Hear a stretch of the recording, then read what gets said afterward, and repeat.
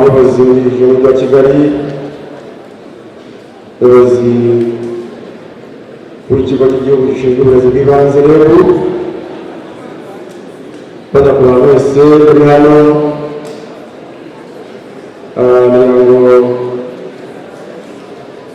mbasuhuze kandi baramutse muraho neza mu mahoro bwite ndetse n'izina ry'abagenzi banjye dukorana umurimo wo kuyobora siporo sikorere mu gihugu.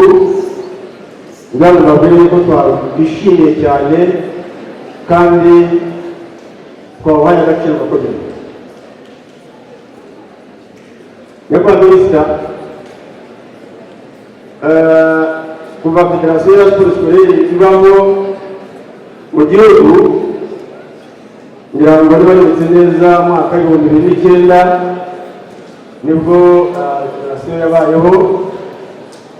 Kuva icyo gihe rero Ministers kugeza uyu munsi nibwo bwa mbere mu mateka tubonye Minister wa Sports na Minister of Education ndetse na Minister of State Minisiteri ya Siporo n'abayobozi b'umujyi wa Kigali ndetse n'abandi bayobozi bari aha bose bateranira hamwe kugira ngo bahe agaciro kandi bakomeze bafatanye kugira n'abandi bantu bose kugira ngo bafungure ku mugaragaro umunsi nk'uyu nguyu muri siporo sikorere.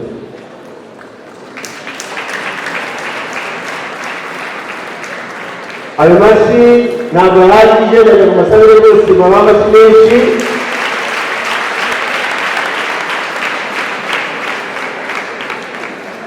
Twarose kera nyakubahwa Ministers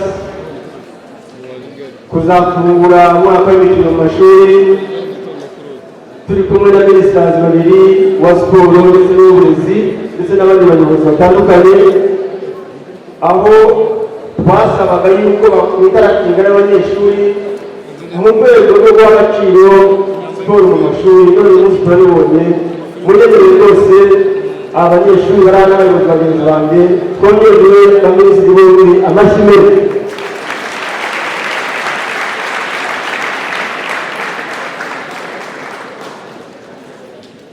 Ngira ngo natinze nyakubahwa Minisitiri muregereye kugira ngo nsabe mbereke bagenzi banjye dukorana ndetse n'abereke n'abafatanyabikorwa dufite nabo babana natwe umunsi ku wundi mu rwego rwo kugira ngo siporo mu mashuri ikomeze igire imbaraga kandi ikomeze itere imbere.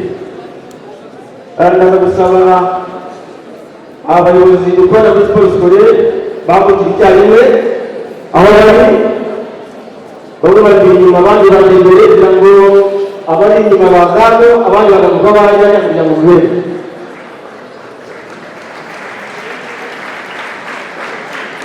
Utambuke neza.